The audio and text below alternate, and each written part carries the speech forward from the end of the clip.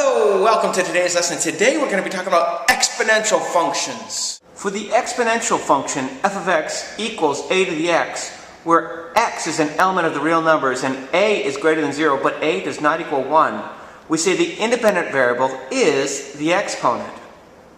Here is an exponential growth function. X maps onto a to the x, where a is greater than 1, and x can be an element of the real numbers. We notice that the function increases for all values of x. As x increases, y increases. The function is always positive, meaning the y value of the f of x value is above the x-axis. We see that as x approaches infinity, y approaches infinity, and as x approaches negative infinity, y approaches 0. Other thoughts to think about here is that domain is from negative infinity to infinity. That's interval notation.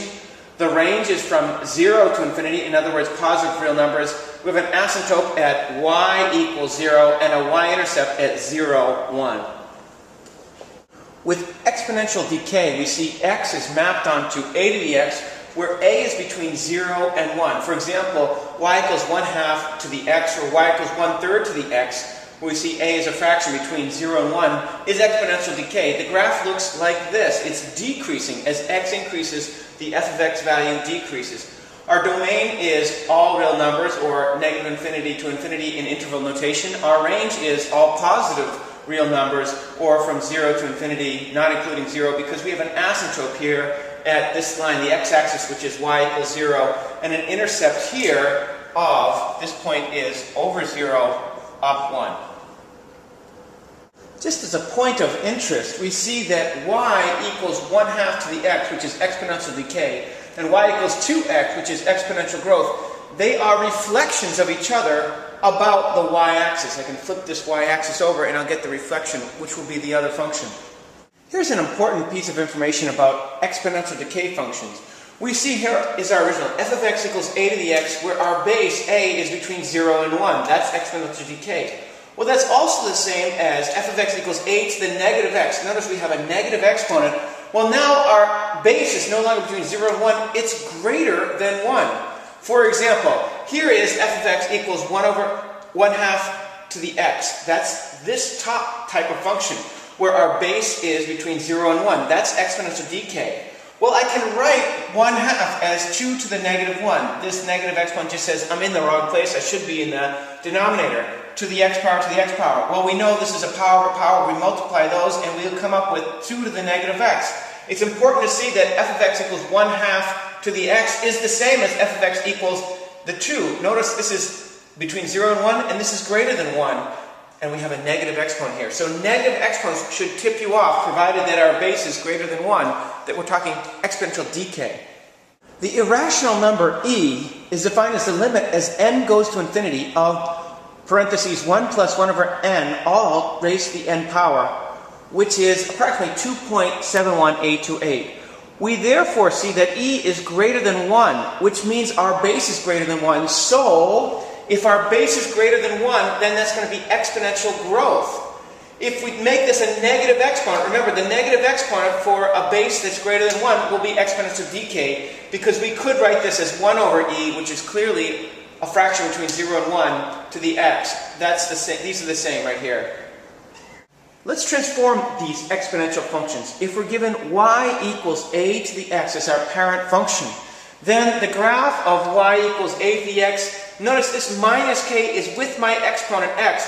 It's just the opposite of what I think. If I'm minusing k, I'm going to go to the right k units, shifting the whole graph to the right k units. If the graph of our parent function is shifted plus k in the exponent, where k is greater than 0, well, we're going to be shifting to the left, just the opposite of what you think. The graph of y equals a to the x, and now it's not with the exponent, it's the whole a to the x plus k. It's just like you would think. That's going to shift us up k.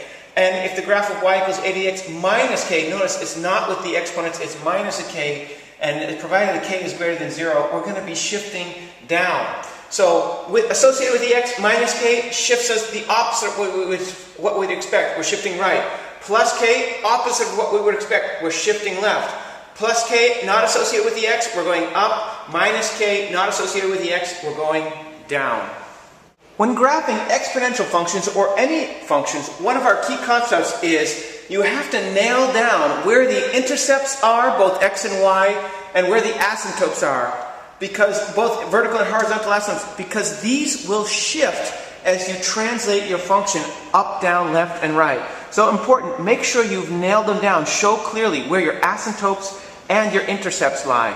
If I'm graphing my parent function, y equals 2 to the x, that's in black here. I show I have an asymptote at y equals 0, and it goes through 0, 1. That's my y-intercept.